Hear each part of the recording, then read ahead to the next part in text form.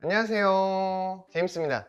오늘은 우리 어머님들과 어떤 이야기를 나눠볼까 고민을 많이 해봤는데요. 영어를 정말 싫어하는 아이들, 그리고 리딩이 잘 안 되는 아이들, 왜 그런지 한번 생각을 해보고 가면 좋을 것 같아서요, 그 이야기를 준비를 해봤습니다. 처음에 영어책 읽기로 영어를 시작해가지고, 또는 중간에 영어책 읽기로 영어를 시작을 해서 영어를 하다 보면 싫어하게 되는 경우가 있죠. 싫어하는 시기도 생기고, 그 다음에 슬럼프 시기도 오고, 아이들이 정말 영어책 읽으러 가기 싫은 그런 날도 옵니다. 그러면 아직 잘은 모르겠지만 이유는 있을 건데요, 그 이유가 무엇인지 아주 간단하게 한번 생각을 해보도록 할까요? 영어가 싫은 이유는 첫 번째가 불편해서입니다. 아이가 몸이 불편하다거나, 또는 내 귀가 불편하거나, 또는 내 눈이 불편하거나, 내 입이 불편하거나, 머리가 불편하기 때문에 그렇습니다. 그러면 불편하다는 게 왜 그럴까요? 영어 학원을 갔는데, 또는 엄마랑 영어를 하고 있는데 그게 도무지 이해가 잘 안 되는 거죠. 무슨 말인지도 모르겠고 영어를 읽기가 힘든 겁니다. 그리고 너무 어려운 것들만 있어서 내가 그거를 읽어내고 유창하게 말하기가 힘들기 때문에 아이들이 모르는 게 너무 많이 나오고, 자기가 아는 단어가 그렇게 많지 않으면 당연히 힘들겠죠. 그리고 환경의 영향도 있습니다. 환경이라고 하는 건 어떤 걸까요? 환경이라고 하는 거는요, 불편하고 약간 편안하지 않는 그런 상황, 그런 분위기일 수 있어요. 그리고 우리 아이들이 조금 크다 보면 친구 따라서 학원 가는 걸 굉장히 좋아하잖아요. 그것도 한번 생각해 볼까요? 친구 따라 강남 간다고 저희가 그런 말도 있죠. 친구를 따라서 학원을 가거나 아이들이 친구와 함께 학원 가는 거는 굉장히 좋아합니다. 왜 그럴까요? 간단하겠죠? 편하니까 그렇습니다. 마음이 편하고 그 분위기가 친구로 하여금 편해지기 때문에 아이들이 친구와 함께 가고 싶은 겁니다. 당연히 친구와 함께 오고 가면서 놀고 싶은 마음도 생기고, 친구랑 있으면 즐거우니까 그럴 수 있겠죠. 그러니까 친구랑 놀고 싶으니까 친구 따라 강남 갔다가 놀고 오면 어떡해요. 이런 걱정 때문에 이제 친구 따라 친구랑 같이 학원 다닌 거를 별로 안 좋아하시기도 하는데요, 그걸 우리가 좀 역설해서 생각을 해보면 친구와 함께 하는 거는 편하기 때문에 그렇다. 그러면 불편한 요소를 없애주면 우리 아이가 영어를 조금 재밌게 즐겁게 할 수 있지 않을까 라는 생각을 해볼 수 있지 않을까요? 그렇죠. 그래서 영어를 편안한 분위기에서 해주는 게 좋다. 특히 영유아, 제가 지난 시간 영상에서도 말씀을 드렸는데요, 특히 영유아 같은 경우는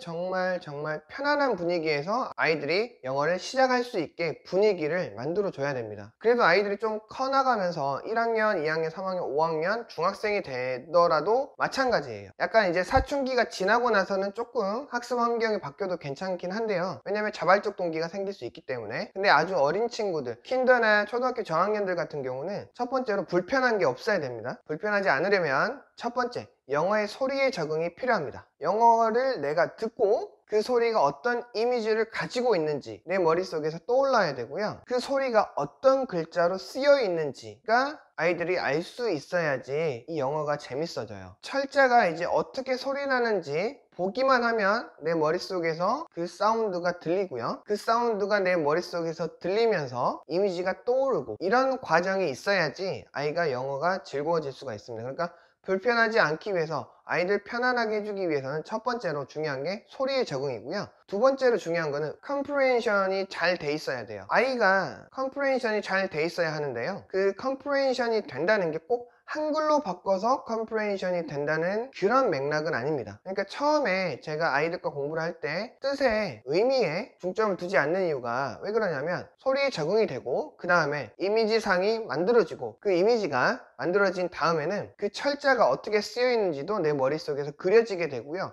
그냥 한눈에 보면 그 이미지가 떠오르게 돼 있습니다. 여기서 이미지라고 하는 것은 의미잖아요. 그러면 이 의미들이 굳이 한글로 바꾸지 않는다고 하더라도 아주 기초 단계부터 소리내서 읽기, 유창성을 길러가는 방법을 택한다면 정말 놀랍게도 이 의미가 영어 그대로 아이들의 머릿속에 자리를 잡게 됩니다. 그렇기 때문에 한글로 바꾸려고 하는 과정을 제가 하지 않으려고 하는 거고요, 이런 게 아주 기초 단계, 기본 단계에서 최소한 5,000단어의 어휘가 영어의 이미지로 만들어져 있다고 하면 굳이 해석을 하지 않더라도 초기 리더스에서는 아이들이 충분히 의미 파악을 영어로 하면서 넘어갈 수가 있게 됩니다. 그래서 불편한 점을 없애기 위해서 한글로 바꿔서 해석을 시키려고 하는 게 아니라 컴프레hension의 측면에서 봤을 때 꼭 한글이 아니더라도 영어적으로 이해가 되면 충분히 아이들이 재미를 느낄 수 있다고 하는 거고요. 영어책 읽기는 정말 재밌게 스토리를 따라가는 방법을 아이들이 터득을 하면 또는 코칭을 받으면 재밌게 할 수 있지만, 교재풀이나 어학원 과정에서 아이들을 레벨업 하는 것도 마찬가지예요. 영어의 소리에 충분히 적응이 되고 그 소리에 따른 이미지들이 많이 만들어지고 그 이미지가 하나의 문장으로 만들어지고 그 문장들이 내가 이해가 되고, 그래서 이 지문에서, 이 텍스트에서, 이 문단에서 어떤 말을 하려고 하는지가 내가 이해가 되면 그게 바로 재미가 있어집니다. 우리 어른들도 그렇지 않나요?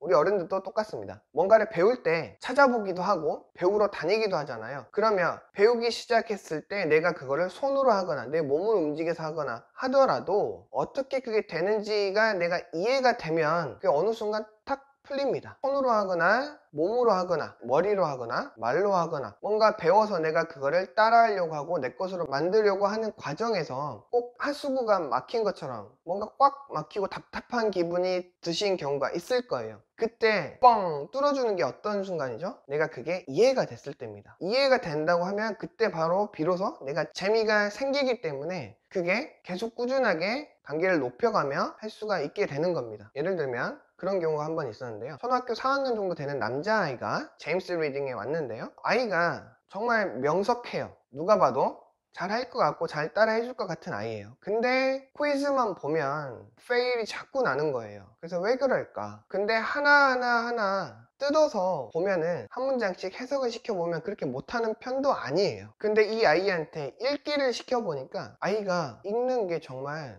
파닉스 하는 애들 정도의 수준으로 낭독을 하고 있는 겁니다. 의미가 영어 단어 보고 한글 보고 해서 한글의 의미로 그동안의 지문들을 해결해오고 영어를 해결을 해왔던 거예요. 근데 기초 단어의 형성이 영어로 많이 안 되어 있었기 때문에 이게 힘들었던 거죠. 왜냐면 2점대 정도 되는 아이였는데 이게 스피드가 생각보다 빨라지고 이게 자꾸 한글로 바꾸려고 하는데 이게 안 되는 거고요. 읽어보려고 해도 잘 읽히지도 않고, 그 다음에 그 단어들의 소리 자체가 내 머릿속에 없기 때문에 이게 자꾸 이해가 안 되고 무슨 말인지 도무지 모르겠고 대충 그림을 보면서 맞춰 나갔던 게 이제는 더 이상 안 되는 거죠. 그렇기 때문에 처음에 한 5천 단어 정도의 기초 어휘가 영어로 자리를 잡으면 그 다음에 10,000단어, 20,000단어까지도 충분히 영어적으로 만들 수가 있는데요. 이 과정이 정말 중요합니다. 이렇게 영어적으로 컴프레hen션을 만들기 위해서는 아주 기초 단계부터 중간 단계까지 영어적으로 계속 해결을 해주려고 노력을 해주셔야 되고요. 이게 어느 정도 완성이 되면 아이가 영어에 대한 불편함이 전혀 없습니다. 영어가 오히려 편해집니다. 이런 순간들이 몇 번씩 와요. 오기는 하는데요. 그때마다 우리가 슬럼프라고 하고요. 슬럼프가 잘 넘어갈 수 있게 도와주면 될 것 같아요. 그리고 영어를 싫어하는, 오늘 좀 남자아이들 이야기를 드리게 되네요. 아까도 남자아이였고요. 갑자기 생각이 나는데 이번에도 남자아이 이야기인데 초등학교 6학년 때 2점 후반대 정도 되는 때 왔어요. 왔는데 그 아이가 이제 곧 중학생이 되고 사춘기고 엄마와 약간 트러블도 있고 하는 상태였는데 아이가 정말 너무너무 싫어하는 거예요.